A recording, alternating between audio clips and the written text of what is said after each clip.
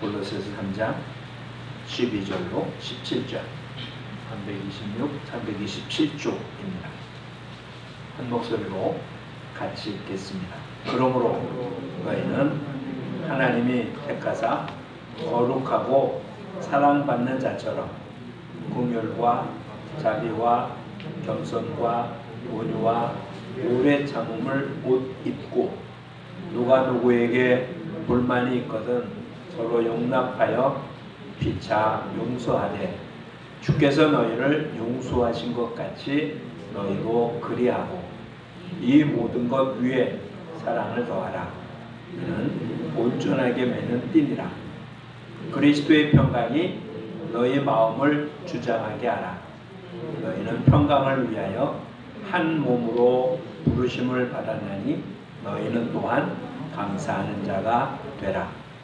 그리스도의 말씀이 너희 속에 풍성히 거하여 모든 지혜로 피차 가르치며 권면하고 시와 찬송과 신령한 노래를 부르며 감사하는 마음으로 하나님을 찬양하고 또 무엇을 하든지 말에나 일에나 다 주 예수의 이름으로 하고 그를 힘입어 하나님 아버지께 감사하라.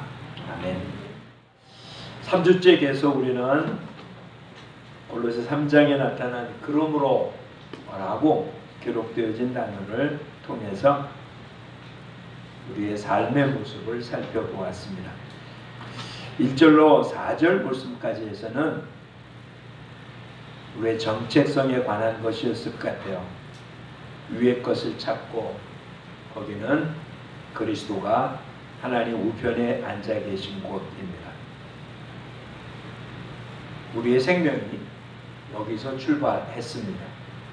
지난주에는 그래서 땅에 있는 지체를 죽이는, 그래서 벗어버리는 옛사람에 관한 이야기가 중심이었습니다. 가장 큰 것이 탐심이었고 그것은 우상숭배였습니다. 그리고는 거짓 말을 하지 말라라고 표현하고 이제 새로운 사람이 된 모습에는 차별이 없다 이렇게 말씀을 드렸습니다. 오늘 본문에 또 그러므로 라고 되어 있는 오늘 본문을 우리가 살펴보면 부정적인 표현은 거의 없고 이제는 이렇게 살아라 라고 하는 의미에 어찌 보면 거듭난 사람, 특별히 1장, 2장에서 계속 이야기했고 2장 마지막에 표현된 모습, 이제 그리스도와 함께 죽었기 때문에 새로운 삶을 산다는 것은 이런 거다라고 보여주는 내용이 들어있음에 틀림이 없습니다. 몇몇 가지 표현을 한번 보죠. 12절에 보면 너희는 하나님이 택하사 거룩하고 사랑받는 자처럼, 또 13절 말씀에는 용서를 할 때 너희를 주께서 너희를 용서하신 것 같이, 즉 우리가 어떤 행하는데 어떤 기준이 있어요. 첫 번째 기준은 우리가 하나님의 택함을 받고 거룩하고 사랑받는 자라는 전제 조건이 있습니다. 이것을 우리가 지금 느낄 수 있고 혹은 느끼지 못할 수도 있습니다. 왜냐하면 이런 느낌은 우리한테 주어진 환경에 따르겠죠. 우리 환경이 힘들고 어렵고 고통스러운 과정에 있다면 하나님의 사랑을 받는 자라는 사실을 머릿속으로는 인식을 할 수 있어도 그것을 피부로 느낄 수 있겠어요. 근데 지금 신앙인이 살아야 될 기초는 뭐라고 되어 있습니까? 우리는 의인은 믿음으로 사는 거거든요. 느낌으로 사는 게 아니고요. 뭘 따져봐서 어떤 지식에 합당하기 때문에 쫓는 게 아니라 우리의 삶의 근거는 믿음입니다.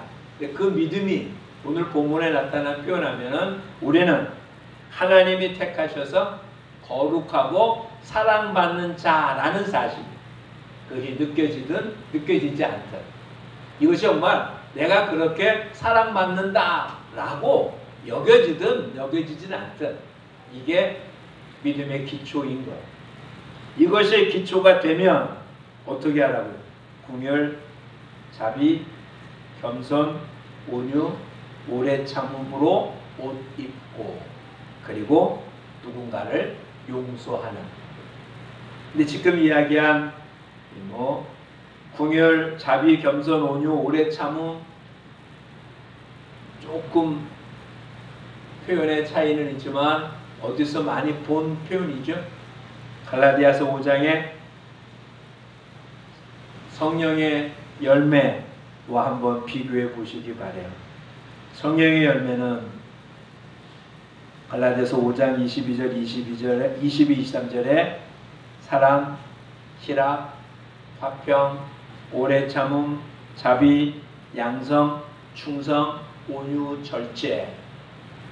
똑같은 용어와 똑같은 숫자는 아닌데 여기서 궁열, 자비, 겸손, 온유, 오래 참음, 이건 육체적인 어떤 삶 속에 수고하고 애씀으로 얻어질 수 있는 것들이 아니라 성령에 의해서만 이루어지는 그런 열매들입니다. 그러니까 이것의 기초는 뭐가 되어야 되겠습니까? 믿음이죠. 지금 나한테 주어진 상황이 좋으니까 누군가를 사랑하고 온유하게 대하고 내가 지금 편안하니까 이런 모습이 아니라 내 상태가 어떻든 우리 안에 성령님은 이런 열매를 얻게 하실 거거든요. 그런 것으로 옷 입고, 나타난 표현은 어떻게 한다고요? 서로 용납하고 피차 용서하되 그리스도께서 용서하신 것 같이. 주기도문 속에도 우리는 계속 우리가 우리에게 죄 지은 자를 용서해 준 것처럼 용서해 달라고 그렇게 기도하라고 주님이 알려주셨잖아요. 모르는 거 하나도 아닌. 근데 우리 계속 우리 안에 또 뭐가 남아있다고요? 탐심이. 네, 탐심이 없는 것처럼 뭐합니까? 거짓말하는 거죠. 그렇죠? 내 안에는 뭐가 있는 것처럼, 성령이 충만한 것처럼 그렇게 표현하고 있는 건 아닌지. 그리고 이 모든 것 위에 어떻게 하라고요? 14절 사랑을 더하라고 그럽니다. 그게 온전하게 매는 띠이라고 그래요. 이게 그냥 14절의 띠만 생각해 보면 띠라는 게 뭔가 그러는데 12절 하반절에 나타난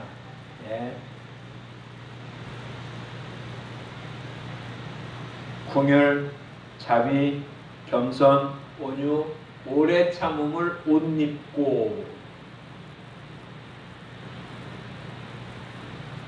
우리가 그림에서 보거나 이런 모습을 보면 유대인들의 옷이 이렇게 매거나 그런 옷은 아닙니다. 로브라고 해서 그냥 둘둘 만 거죠. 특별히 로마의 옷은 더 그랬어요. 큰 이불보 같은 모습을 몇 번 이렇게 둘둘둘 만 모습은 있습니다. 물론 속옷은 있습니다. 머리에 뚫게 들어가게 하는 그런 옷은 있지만 겉에 그런. 자유인들은 그래서 한쪽 손 항상 옷을 잡고 있었어야 됐어요. 근데 종들은 그러지 않았거든요. 종들은 뭐라고? 허리에 띠를 띠고 라는 말을 썼어요. 허리에 띠 띠는 거는 두 종류의 사람입니다. 군인이 항상 허리에 띠를 띠고 있었죠. 그러지 않으면 움직일 수 없었으니까. 종들은 두 손을 다 쓰려고 허리에 띠를 띱니다. 예수님이 제자들의 발을 씻길 때 어떻게 했다고요? 수건으로 어떻게 하고? 그 수건으로 제자들 발을 닦아주려고 있는 게 아니라 두 손을 다 쓰려면 어떻게 해야 되니까? 허리를 동여매야 일할 수 있기 때문에 허리에 수건으로 띠를 띈 거예요. 우리는 그냥 생각할 때 그 수건이 뭐 할 때 쓰느냐고, 발 씻어줄 때 쓰는 것 같지만 실상은 아닙니다. 띠띠고. 근데 지금 얘기한 많은 것들, 성령의 열매 같은 이 모든 것들도 무엇을 해야? 사랑을 통해서만 그게 하나가 돼서 활동이 가능한 거죠. 이해가 되시겠어요? 하나하나는 존재할 수 있는데 그렇지 않아요. 이와 비슷한 표현이 하나님의 전신갑주는 어떻습니까? 투구 있고 흉배가 있고 허리띠 있고 신발 있고 방패 있고 투구 있고 등등. 거기에 뭐로? 기도로. 하나님의 전신갑주를 묶는 건 기도로 이 모든 것을 하나로 묶는다고 되어 있는데, 성령의 열매로 나타난 모습은 앞에 맞았잖아요. 그렇죠?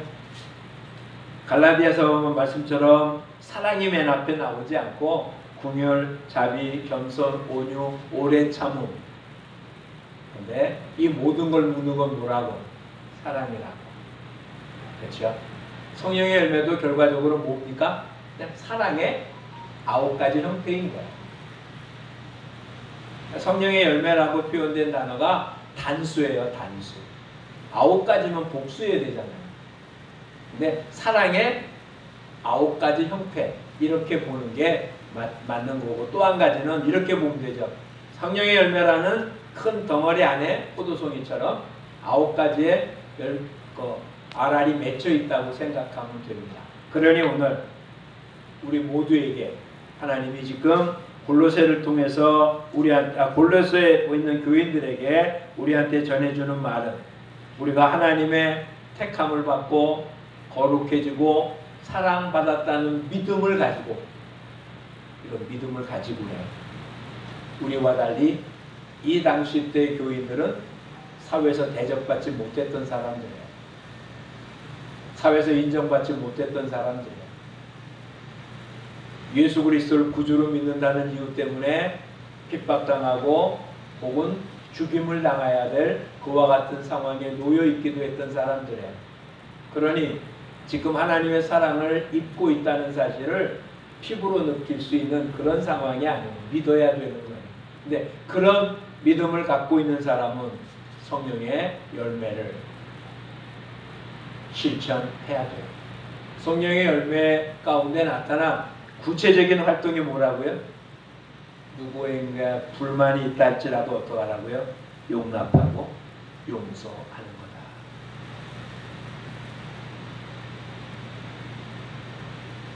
어찌 보면 너무 단순한 표현인 것 같지만 실제적인 우리의 신앙생활, 우리의 사회생활 속에서 누군가에 대해서 용납하고 용서만 할 수 있다면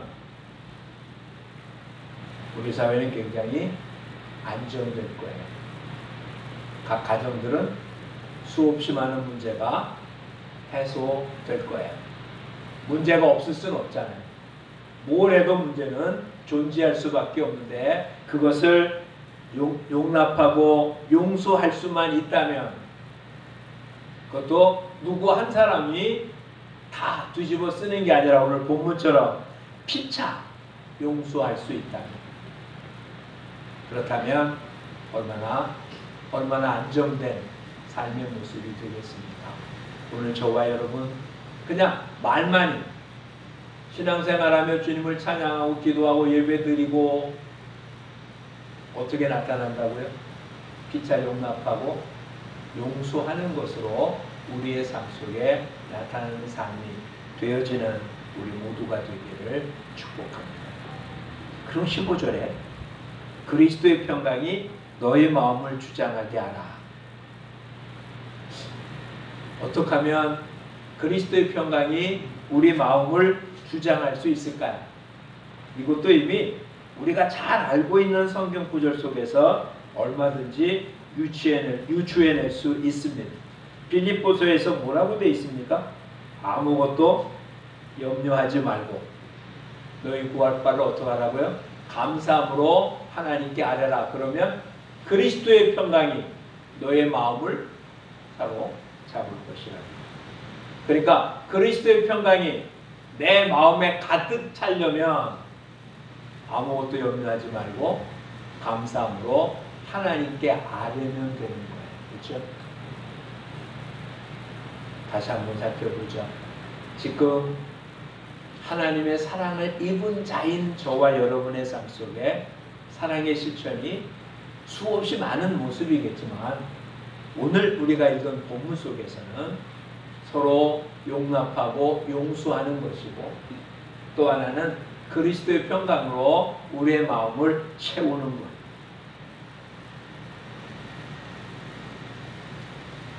근데 이것이 그렇게 됐으면 좋겠다가 아닌 거예요. 오늘 본문 15절에 의하면 그렇게 우리의 모든 걸 주께 맡겨서 그리스도 평강이 우리한테 있으면 좋고 아니면 좀 어려운 거지가 아니라 15절 말씀 읽어보십시오. 그리스도의 평강이 너의 마음을 주장하게 하라. 너희는 평강을 위하여 한 몸으로 부르심을 받았나니. 평강을 위하여 부르심을 받았으니까 우리는 평강해야 되는데 오늘 본문에 보면은 너희는 평강을 위하여 한 몸으로 부르심을 받았다. 한 몸이라니까 누구랑입니까? 13절로 돌아가면 누구에게 불만이 있거든. 그 불만 있는 사람과도 어떻게 하는 게 평강을 이루는 게 하나님이 뜻이라는 거잖아요. 그래서 마태복음 5장에 나타난 팔복에는 화평케 하는 자가 하나님의 아들이라고 일컬음을 받죠. 그리고 고린도 교회에 보낸 편지 속에는 우리 보고 새로운 피조물이라고 하고 우리는 화목케 하는 직책을 받은 자라고 표현하고 있습니다. 그냥 평강은 나만 그냥 편안하면 되는 게 아니라 평강으로 한 몸을 이루게 한 것이에요. 가정이 그리스도의 평강으로 한 몸이 되는 것 하나님의 뜻인 거예요. 믿음의 공동체가 주님이 주신 평강으로 한 몸 되는 것이 주님의 뜻인 거예요. 우리가 살고 있는 사회가 그렇게 되는 게 하나님의 뜻인 거예요. 그 뜻이 이 땅에서는 다 이루어지지 않지만 우리를 통해서 그 일이 이루어지기를 원하고 계세요. 그래서 우리 보고 뭐 하라고요? 감사하는 자가 돼. 그렇죠? 감사함으로 안을 때 그리스도의 평강이 우리 마음에 가득 차잖아요. 그렇죠? 자, 다시 한번 그러면 우리들의 상태를 한번 살펴보자고요. 지금 여러분이 있는 처해 있는 상황을 한번 살펴보십시오. 여러분의 직장, 사회에서 여러분 주변의 사람들과 여러분의 관계는, 가정 안에서 다른 가족 식구들과의 어떤 모습은 평강 이루고 있습니까? 이게 완벽한 평강이 이루어졌다면 천국이겠죠. 그것이 뭐 이루어지다가도 안 그렇고 이게 계속 유지되는 게 아니라 흔들리고 있는 게 우리의 삶의 자리일 거잖아요. 근데 오늘 우리 보고 이 일을 계속해서 행하라는 거잖아요. 그렇죠? 성령의 열매로 옷 입고 용납하고 용서하고. 근데 놀라운 사실은 그렇게 용서하고 용납하는 사람의 마음이 평안하냐? 실상은 안 그렇죠. 다른 사람들을 용서해 주는데 용서받은 사람이 형편없으면 마음이 더 상하는 거 아니에요. 용서해 줬더니 사람이 개가천선했다면 기쁘겠지만 잘 대해줬더니 오히려 뒤통수 치고 있다면 더 마음이 속상한 건 우리들 분명한 거잖아요. 그런데도 마음이 흔들리지 않는 그게 그리스도의 평강이겠죠. 안 그래요? 예수님이 십자가에 달릴 때 그를 십자가에 못 박으라는 사람 때문에 예수님의 마음이 흔들렸을까요? 십자가에서 내려오면 너가 메시아인 걸 우리가 믿겠다고 소리치는 사람들 때문에 예수님의 마음이 흔들렸나요? 예수님의 마음은 평강을 이루고 있었기 때문에 그런 것 때문에 전혀 흔들리지 않았잖아요. 그렇죠? 오늘 그러니 저와 여러분 주님이 우리에게 한 몸, 평강의 한 몸을 이루게 하기 위한 모습은 우리 개개인이 먼저 그리스도로 인하여 평강을 이루어야 되는데 그 평강은 뭐 해야 되는 겁니까? 오늘 본문에 두 번이나 반복해서 이야기하는 감사하는 자가 되라. 감사하는 자가 되라. 이 말을 뒤집어 보십시오. 지금 여러분의 자리가 평강을 이루고 있기 때문에 감사하는 자가 되라. 이러면 얼마나 좋겠어요. 아무런 문제가 없고 하나님이 다 해줬으니까. 근데 그게 아니라 오히려 감사하는 자가 돼야 성령의 열매를 맺게 되고 감사하는 자가 돼야 다른 사람과 평강을 이루게 되고 감사하는 자가 내가 내 마음에 그리스도의 평강이 넘치게 된다. 이런 얘기잖아요. 어떻게 보면 역설적인 거죠. 지금 저와 여러분한테 주어진 상황은 감사할 만한 그런 자리가 아닐지도 모르겠어요. 조심스럽게 표현하지만 지금 수없이 많은 코로나 바이러스에 관한 이야기도 얘기가 나옵니다. 누구 말이 옳고 그르고는 모르겠습니다. 어떤 이는 이렇게 표현합니다. 이거는 감기나 독감 바이러스와 같은 모습. 완전히 없어질 수 없고 전체가 전체 면역을 이룰 수 있는 길은 없다. 그것을 보여주는 게 영국과 이스라엘이다. 아무리 많이 백신을 맞아도 전체 면역은 생길 수는 없다. 이런 식의 전문가가 얘기하기 그렇습니다. 그냥 이루고 나가야 되는 모습. 그냥 감기나 독감처럼 그렇게 이루고 나가야 되는 모습. 또 이 땅을 이끌고 있는 지도자들은 또 그렇게 할 수는 없는 모습이잖아요. 그러니까 누구 말이 옳다 그러다 굉장히 어려운, 굉장히 불편한, 이쪽 사람 말 들으면 이쪽에서 하는 일이 너무 엉터리고 이쪽 사람 말은 이쪽에 너무 엉터리라서 우린 다 불만스럽잖아요. 그것이 나한테 피해가 안 오면 되는데 당장 나한테 피해가 오는 그런 모습이 될까 두렵기도 하잖아요. 그런 우리들에게 주님 오늘 뭐라고요? 감사하는 자라. 조금 이따 다시 한번 보겠지만 17절 하반절에는 16절 하반절에도 뭐라고 되어 있습니까? 감사한 마음으로 하나님을 찬양하고 17절에 뭐라고요? 그를 힘입어 하나님 아버지께 감사하라. 이 말에 초점을 둬야 될 거예요. 주어진 상황, 나타난 현상, 앞으로 이루어질 일, 이것 때문에 감사하라가 아니고요. 하나님 아버지께 감사하라.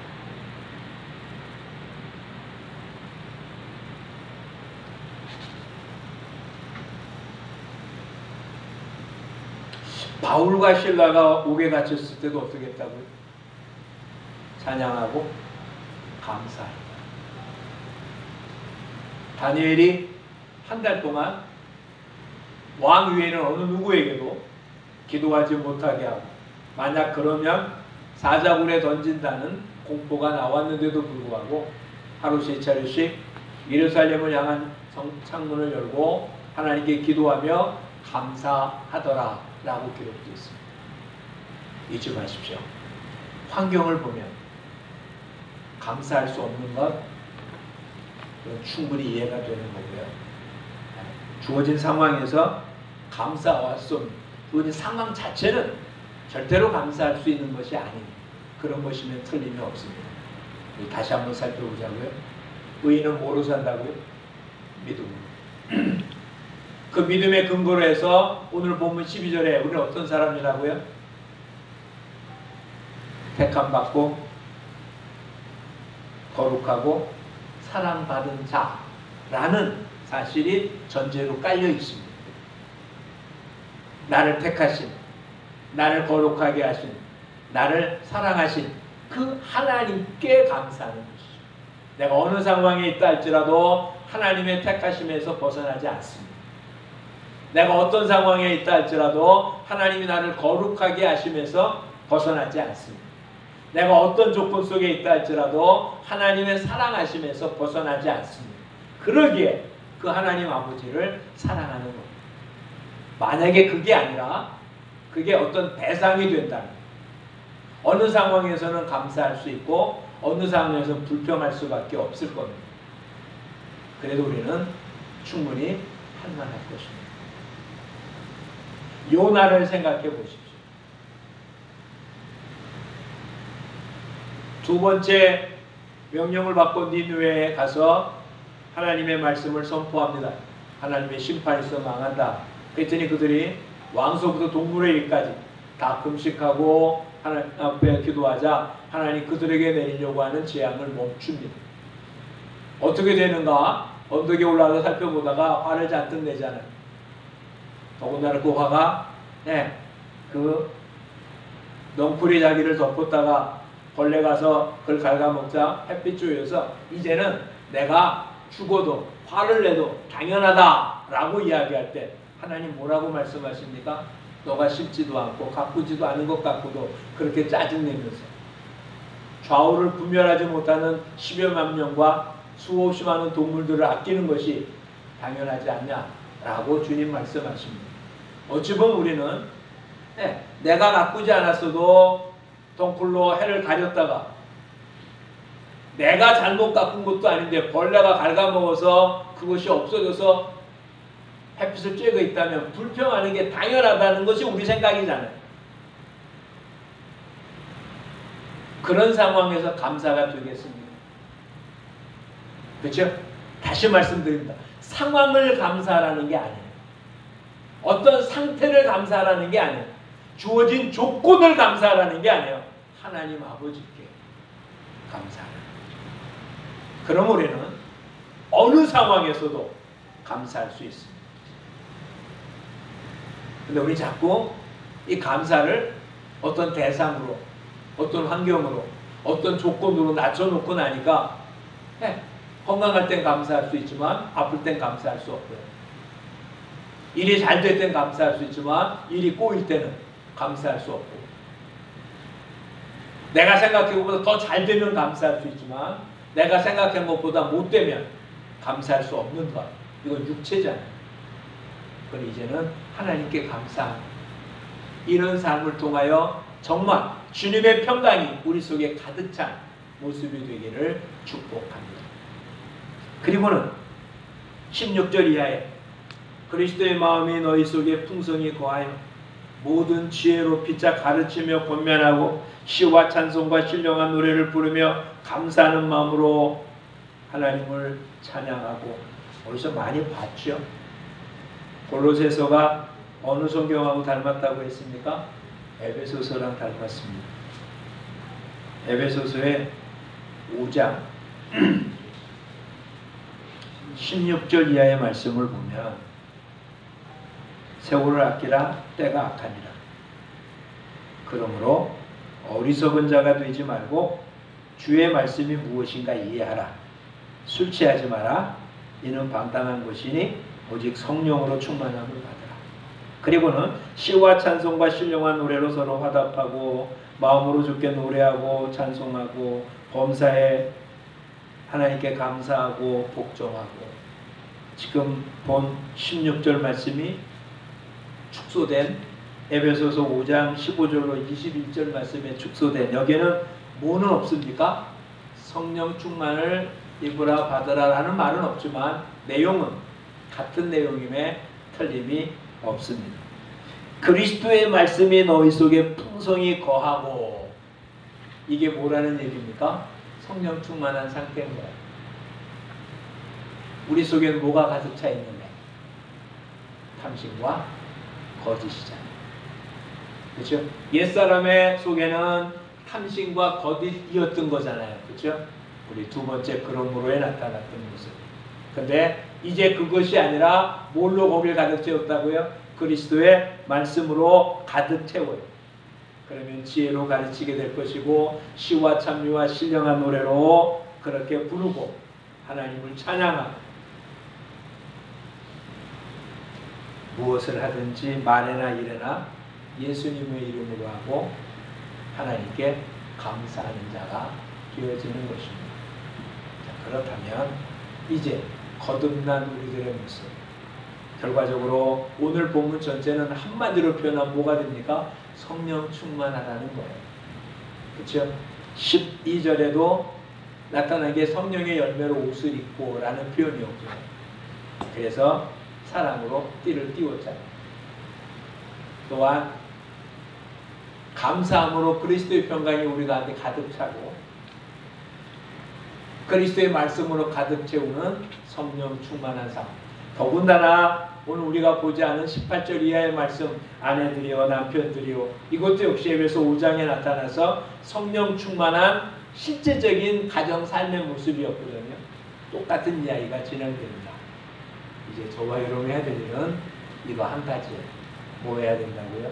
성령 충만한 삶이에요. 근데 성령 충만한 삶 그러면 너무 어떻게 하라는 건지 모르겠잖아요. 너무 폭이 넓잖아요. 근데 오늘 본문에는 성령 충만하는 말을 안 하고 뭐라고 했다고요?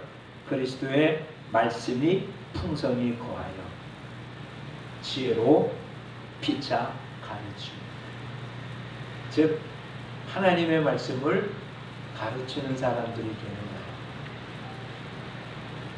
하나님의 말씀. 그리고 권면하고 찬양하고 감사하고. 자, 그럼 오늘 본문 전체를 통해서 다시 한번 성령 충만한 실제적인 삶의 모습을 살펴보기 원합니다. 첫째 조건이 뭐였습니까? 택하심을 받고 거룩하고 사랑받는 자처럼 이걸 믿음으로 받아들여요.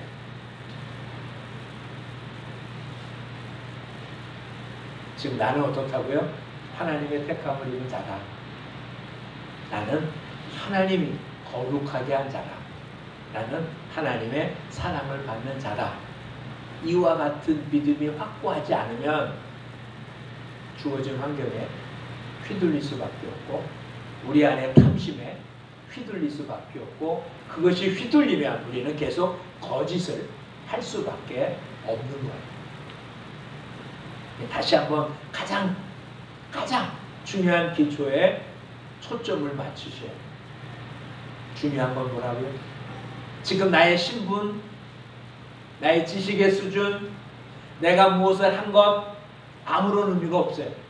아무리 내가 애썼다 할지라도 하나님의 택함을 입지 않았다면 쓸모없는 거죠. 아무리 학식이 높았던, 한 업적이 엄청나든, 선한 일을 했던, 하나님의 선택 기준이 아니잖아요. 하나님의 선택 기준은 우리가 무엇을 했느냐가 아니에요. 하나님의 뜻이에요. 그냥 우리를 사랑하셔서 우리를 택하신 거예요. 거룩하게 했다는 이야기는 뭡니까? 하나님이 전능하시기 때문에 야, 너는 이제 거룩해 라고 말한 게 아니라, 이 거룩하게 하기 위해서 예수 그리스도께서 우리 죄를 짊어지고 십자가에 죽으신 거죠. 그냥 말로만, 전능하신 하나님이시기 때문에 말로 너는 이제 죄인이 아니야, 너는 의인이야, 너는 이제 거룩해 라고 말한 게 아니라 죄값을 다 지불하신 거잖아요. 그러니 우리가 얼마나 놀라운 사람입니까? 그리고 하나님의 사랑받는 존재예요. 새벽에 오늘 야고보서를 보는데, 야고보서에 오늘 이렇게 되어 있어요. 너희 안에 계신 성령이 시기하기까지 하나님께서 너희를 사랑하신다. 하나님 우리 얼마나 사랑하는지 내 안에 성령이 시기한다. 그 정도로 하나님이 우리를 사랑하세요. 근데 우리 어디다 이렇게 얘기하는, 그렇게 사랑하신다면서 내 모습이 이 모양 이 꼴입니까? 이 상황이 하나님 나를 사랑하는 겁니까? 저와 여러분 얘기가 아니고요, 말라기서에 그렇게 기록이 되어 있어요. 우리를 사랑한다면서 이게 뭐게 사랑하는 겁니까? 그래서 우리가 언제 하나님께서 도둑질했습니까? 이런 식으로 그 당시 사람들이 외쳤던 모습, 언제나 그래왔어요. 자기 형편을 보며 하나님 나를 사랑한다는 것을 부정했던 사람. 우리도 상황에 그러지 말고요, 이 전제 조건인 믿음의 굳건히 서서 어떻게 표현한다고요? 감사함으로 그리스도의 평강을 우리 속에 채워서 이걸 어떻게 합니까? 평강을 하는, 화평케 하는 직책을 사용해서 용납하고 용서하고.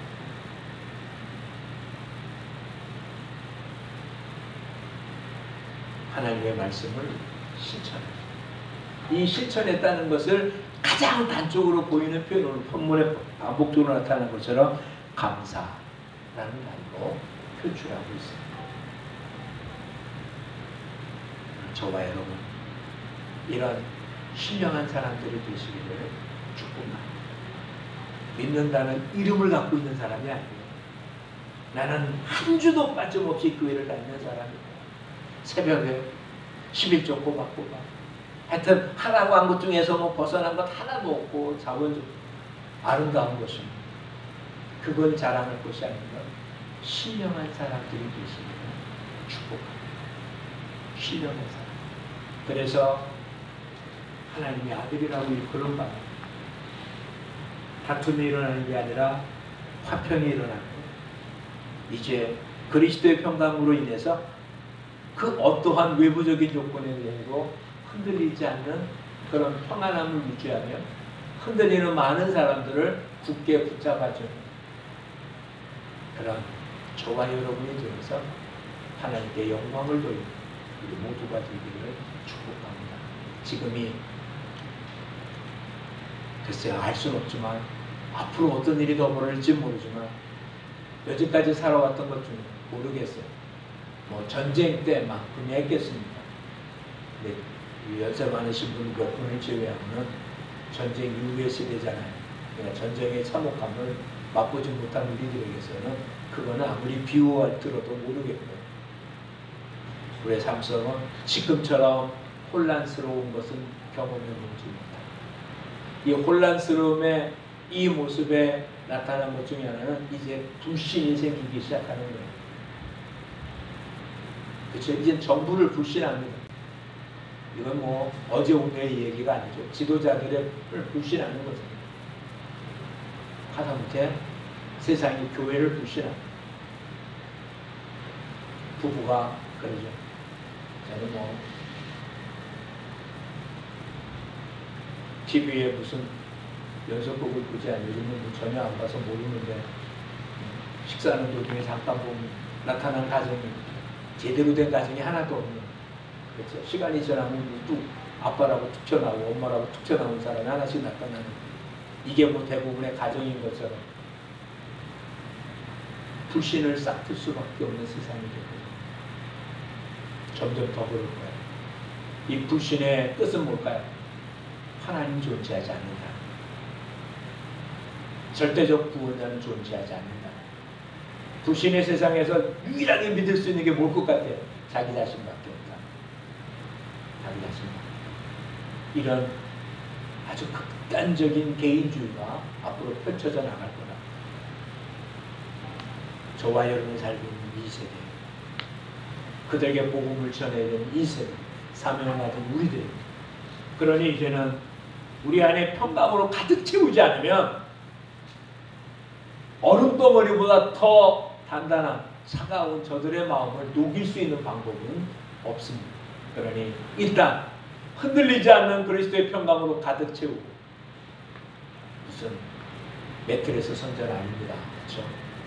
돌리고 떨어뜨리고 흔들리지 않는 그런 정도가 아니고요. 정말 어떤 경우에도 흔들리지 않는 그리스도의 평강으로 가득 채우고 누구라도 용납하고 용서해주고 품을 수 있는 정말 거인들이 되시기를 축복합니다. 기도하겠습니다. 고맙습니다, 주님. 주님이 우리를 죄인 되었을 때 예수 그리스도를 통하여 죄값을 지불하게 하시고 우리를 자녀 삼아 주셨습니다. 우리를 사랑하시되 끝까지 사랑하시고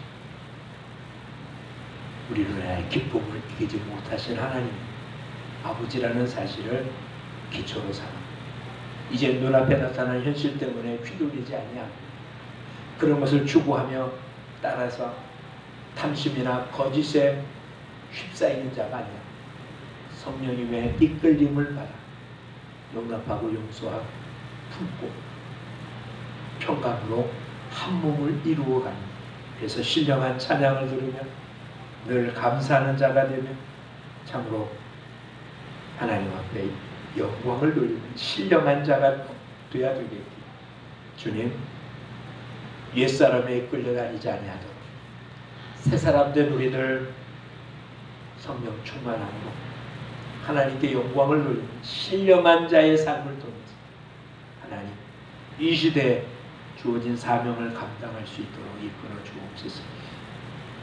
이 나라의 민족 지도자들 불쌍히 여겨주시고 저들에게 긍휼을 베풀어 주옵소서.